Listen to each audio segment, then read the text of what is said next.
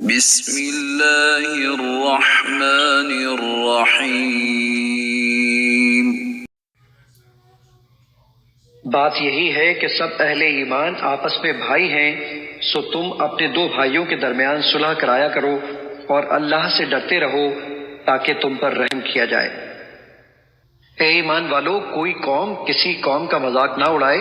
ممکن ہے وہ لوگ ان تمسخر کرنے والوں سے بہتر ہوں اور نہ عورتیں ہی دوسری عورتوں کا مذاق اڑائیں۔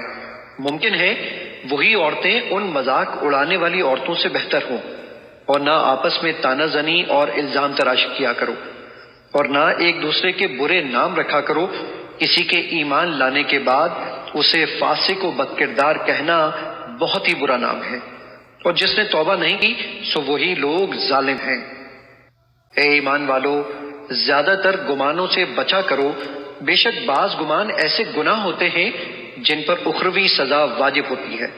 اور کسی کے عیبوں اور رازوں کی جستجو نہ کیا کرو، اور نہ پیٹھ پیچھے ایک دوسرے کی برائی کیا کرو۔ کیا تم میں سے کوئی شخص پسند کرے گا کہ وہ اپنے مردہ بھائی کا گوشت کھائے؟